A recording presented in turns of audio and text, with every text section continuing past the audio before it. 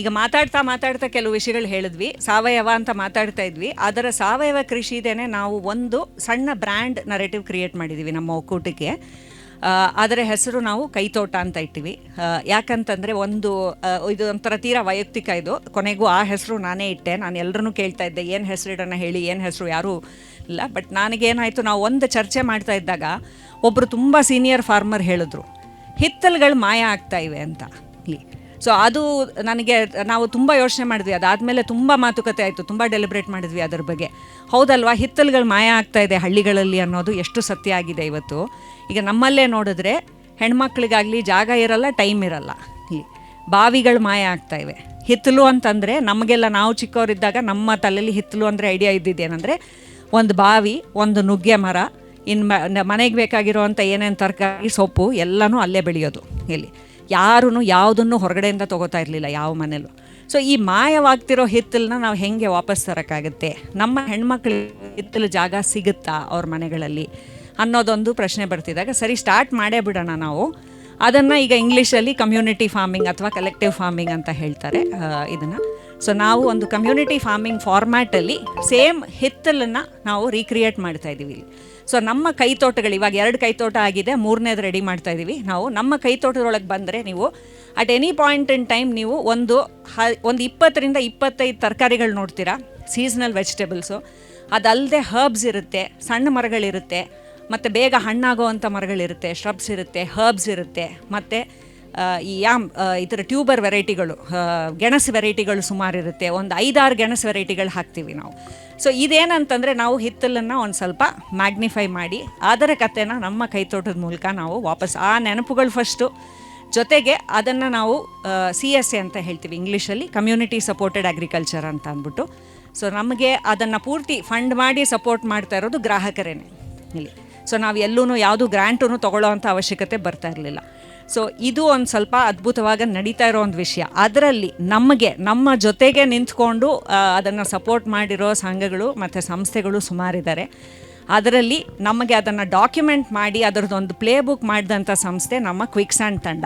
And ಕ್ವಿಕ್ಸ್ಯಾಂಡ್ ತಂಡದ ಇದು ಮಾತ್ರ ಫಸ್ಟ್ ಅಸೋಸಿಯೇಷನ್ ಇಲ್ಲ, ಇದಕ್ಕೆ ಹಿಂದೆ ನಾವು 2 ಪ್ರಾಜೆಕ್ಟ್ ಮಾಡಿದ್ದೀವಿ. ಮತ್ತು ರಾಗಿಹಳ್ಳಿಲೂ ಲ್ಯಾಂಡ್ ಬಾಡಿ ಇಕಾಲಜಿ ಅಂತ ಅಂದ್ಬಿಟ್ಟು ನಾವು ಒಂದು ಡೀಪರ್ ರಿಸರ್ಚ್ ಮಾಡಿದ್ವಿ. ಜನಗಳ ಪರಿಸರ ಜೊತೆಗೆ ಸಂಬಂಧದ ಬಗ್ಗೆ ಒಂದು ರಿಸರ್ಚ್ ಮಾಡಿದ್ವಿ.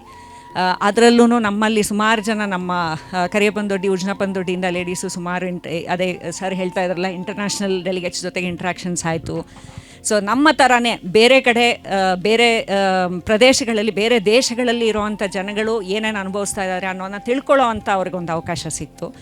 ಅದೇ ಥರ ಜಗತ್ತಲ್ಲಿರೋರಿಗೆ ಇಲ್ಲಿ ನಮ್ಮ ರಾಗಿಹಳ್ಳಿಯಲ್ಲಿ ಯಾಕಂದರೆ ಸುಮಾರು ವಿಷಯಗಳು ಹೇಳ್ತೀವಿ ನಾವು. ಮಾತಾಡೋಕ್ಕೆ ಹೊರಟ್ರೆ ಕೆಲವ್ರು ಹೇಳ್ತಾರೆ ಆನೆ ಪ್ರಾಬ್ಲಮ್ಮು, ಅದಕ್ಕೆ ನಾವು ವ್ಯವಸಾಯ ಮಾಡಲ್ಲ ಅಂತಾರೆ. ಕೆಲವ್ರು ಹೇಳ್ತಾರೆ ರೋಡೇ ಇಲ್ಲ, ನಾವು ಮಾಡಲ್ಲ ಅಂತ ಹೇಳ್ತಾರೆ.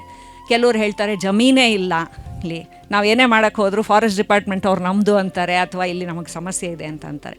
ಸೊ ಈ ಥರ ಎಲ್ಲೇ ಹೋದರೂ ನಿಮಗೆ ಸಮಸ್ಯೆಗಳು ಹಲವಾರು ಇರ್ಬೋದು ಇಲ್ಲಿ.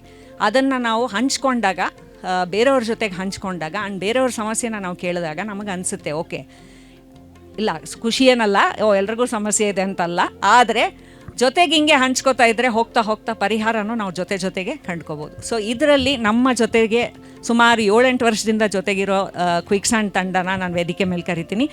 ಜೊತೆಗೆ ಇವತ್ತು ನಮ್ಮ ಕೈತೋಟ ಪ್ಲೇ ಬುಕ್ ಒಂದು ಸಣ್ಣ ಇನಾಗ್ರೇಷನ್ ಮತ್ತು ಅದನ್ನು ವಿಜುವಲ್ ಆಗು ಇಲ್ಲಿ ತೋರಿಸ್ತೀವಿ. ಎಲ್ರಿಗೂ ನಮಸ್ಕಾರ. ನನ್ನ ಹೆಸರು ಅನುಷ್ ಅಂತ, ಕ್ವಿಕ್ಸ್ಯಾಂಡಲ್ಲಿ ನಾನು ಕೆಲಸ ಮಾಡ್ತಾಯಿದ್ದೀನಿ. ಇಲ್ಲಿ ಬನ್ನರ್ಘಟ್ಟಕ್ಕೆ ಆಲ್ಮೋಸ್ಟ್ ಒಂದು 3-4 ವರ್ಷದಿಂದ ನಾನು ಬರ್ತಾಯಿದ್ದೀನಿ. ವಿಶಾಲ ಹೇಳಿರ್ತಕ್ಕಂಥ ಆ್ಯಕ್ಚುಲಿ ನಾವು ಆಲ್ಮೋಸ್ಟ್ 6-7 ತಿಂಗಳಿಂದ ನಾವು ಈ ಕೈತೋಟ ಪ್ಲೇ ಬುಕ್ ಬಗ್ಗೆ ನಾವು ಕೆಲಸ ಮಾಡ್ತಾಯಿದ್ವಿ. ಈ ಕೈತೋಟ ಪ್ಲೇ ಬುಕ್ ಅಂದರೆ ಇದು ಆ್ಯಕ್ಚುಲಿ ನಮ್ಮ ಕರಿಯಪ್ಪನದೊಡ್ಡಿಯ ಮಹಿಳೆಯರು ಹೇಗೆ ಕೈತೋಟ ಆರಂಭ ಮಾಡಿ ಬೀಜನೆಲ್ಲ ರೆಡಿ ಮಾಡಿ ಮತ್ತು ಮಾರ್ಕೆಟ್ಗೆ ರೆಡಿ ಮಾಡಿ ಈ ಪೂರ ಪ್ರಾಸೆಸನ್ನು ನಾವು ಈ ಥರ ಒಂದು ಡಾಕ್ಯುಮೆಂಟೇಷನ್ ಮಾಡಿದ್ದೀವಿ.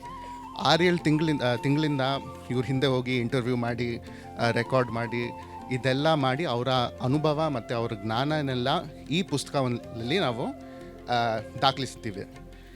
ಈ ಪುಸ್ತಕವನ್ನು 2 ತರೀಕ ಇದೆ ಆ್ಯಕ್ಚುಲಿ. ಒಂದು, ಸ್ಮಾರ್ಟ್ಫೋನ್ ಇದ್ದರೆ ಈ ಒಂದು ಸ್ಕ್ಯಾನ್ ನಿಮ್ಮ ಕ್ಯಾಮ್ರಾ ತೋರಿಸಿದ್ರೆ ಡೈರೆಕ್ಟ್ಲಿ ನಿಮ್ಮದು ಈ ವೆಬ್ಸೈಟಿಗೆ ಬರುತ್ತೆ. ವೆಬ್ಸೈಟ್ ಹೆಸರು kaitota.in ಅಂತ. ನಿಮ್ಮ ಫೋನಲ್ಲಿ ಚೆಕ್ ಮಾಡೋಕ್ಕಾಗತ್ತೆ, kaitota.in ಅಂತ. ಈ ವೆಬ್ಸೈಟಲ್ಲಿ ಹೋದರೆ ಕೈತೋಟ ಏನು, ಯಾರ್ಯಾರು ಪಾರ್ಟಿಸಿಪೇಟ್ ಮಾಡ್ತಾರೆ ಇದರಲ್ಲಿ, ಕೈತೋಟ ಹೇಗೆ ಆರಂಭಿಸಬಹುದು, ಬೀಜ ಭೂಮಿಯೆಲ್ಲ ಹೇಗೆ ತಯಾರಿಸಬಹುದು, ಮಾರ್ಕೆಟ್ ರೆಡಿನೆಸ್ ಹೇಗೆ ಮಾಡೋದು, ಮತ್ತು ಈ ನಮ್ಮ ಹೆಂಗಸರ ಅನುಭವ, ಅವ್ರ ಜ್ಞಾನ, ಅವ್ರ ಟಿಪ್ಸ್ ಎಲ್ಲ ಈ ವೆಬ್ಸೈಟಲ್ಲಿ ನಾವು ಡಾಕ್ಯುಮೆಂಟ್ ಮಾಡಿದ್ದೀವಿ. ಇದರಲ್ಲಿ ಒಂದು 6 ಚಾಪ್ಟರ್ಸ್ ಇದೆ. ಮೊದಲು ಜಮೀನನ್ನು ಹೇಗೆ ರೆಡಿ ಹುಡುಕ್ಬೇಕಂದ್ರೆ ಯಾವ ಥರ ಜಮೀನು ಹುಡುಕಬೇಕು, ನೆಕ್ಸ್ಟ್ ಬೀಜ ಯಾವ ಥರ ಬೀಜ ಹಾಕಬೇಕು, ಮತ್ತು ನೆಕ್ಸ್ಟು ಕೆಲಸ ಮಾಡಬೇಕಂದ್ರೆ ಕೆಲಸ ಬಗ್ಗೆ ಯೋಜನೆ ಹೇಗೆ ಮಾಡೋದು, ಇದೆಲ್ಲ ನಮ್ಮ ಕೈತೋಟ ಹೆಂಗಸರಿಂದ ನಾವು ತೊಗೊಂಡಿದ್ದೀವಿ. ಅವ್ರು ಹೇಗೆ ಮಾಡ್ತಾರೆ ಇದನ್ನು ಸೇಮ್ ನಾವು ಡಾಕ್ಯುಮೆಂಟ್ ಮಾಡಿದ್ದೀವಿ. ನಮ್ಮ ಎಕ್ಸ್ಪೆಕ್ಟೇಷನ್ಸ್, ನಮ್ಮ ಹೋಪ್ ಏನಂದರೆ ಈ ಥರ ಒಂದು ಕೈತೋಟ ಬೇರೆ ಬೇರೆ ಜಾಗದಲ್ಲಿ ರೆಪ್ಲಿಕೇಟ್ ಮಾಡಬಹುದು. ಅಂದರೆ ಸೇಮ್ ಮಾಡೆಲ್ನ ಕಾಪಿ ಮಾಡೋಕ್ಕಾಗುತ್ತೆ, ಯಾಕಂದರೆ ತುಂಬ ಸುಲಭ ಆಗಿದೆ. ಇವರು ಪ್ರಾಸೆಸ್ ಎಲ್ಲ ತುಂಬ ಚೆನ್ನಾಗಿ ಹೇಳಿದ್ದಾರೆ. ಈ ವೆಬ್ಸೈಟಲ್ಲಿ ವೀಡಿಯೋಸ್ ಇದೆ, ನೋಟ್ಬುಕ್ ಕೂಡ, ಬುಕ್ಸ್ ಎಲ್ಲ ಇದೆ. ನಿಮಗೆ ಬೇಕಾದರೆ ಪ್ರಿಂಟ್ ಮಾಡೋಕ್ಕಾಗುತ್ತೆ. ಅಲ್ಲಿ 2 ಬುಕ್ಸ್ ಇದೆ, ಒಂದು ಇಂಗ್ಲೀಷಲ್ಲಿ ಒಂದು ಕನ್ನಡದಲ್ಲಿ. ಸೊ ನಿಮಗೆ ಬೇಕಾದರೆ kaitota.inಗೆ ಹೋಗಿ ಅಥವಾ ಆ ಪುಸ್ತಕ ಅಲ್ಲೇ ಇದೆ, ಚೆಕ್ ಮಾಡಿಬಿಡಿ. Thank you. ಇದರಲ್ಲಿ ಮೇಯ್ನಾಗಿ ನಾವು ಈ ಹೆಣ್ಮಕ್ಳ ಕಡೆಯಿಂದ ನಾವು ಇದನ್ನು ಮಾಡಿಸಿದ್ದು ಇನ್ನೊಂದು ಉದ್ದೇಶ ಏನಿತ್ತು ಅಂತಂದರೆ, ನೀವು ಇಲ್ಲಿ ತನಕ ಯಾವುದೇ ಹೆಂಗೆ ಆರ್ಗ್ಯಾನಿಕ್ ಫಾರ್ಮಿಂಗ್ ಮಾಡಬೇಕು ಅಂತ ನೋಡಿದ್ರೆ ಯಾವುದಾದ್ರೂ ಒಂದು ತುಂಬ ಫೇಮಸ್ ಒಬ್ಬರು ಇವರು ಅಕಾಡೆಮಿಷಿಯನ್ನು ಅಥವಾ ಅವರೊಂದು 30 ವರ್ಷ ಏನೋ ಮಾಡಿ ಒಂದು ಹೆಸರು ಗಳಿಸಿರ್ತಾರೆ, ಅವ್ರು ಬರೀತಾರೆ.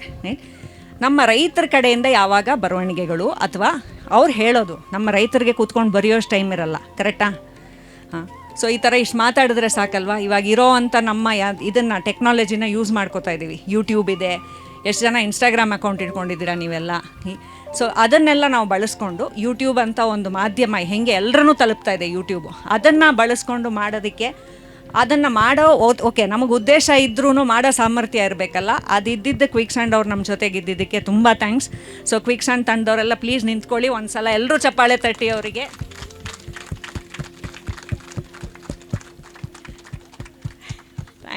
Thank you so much.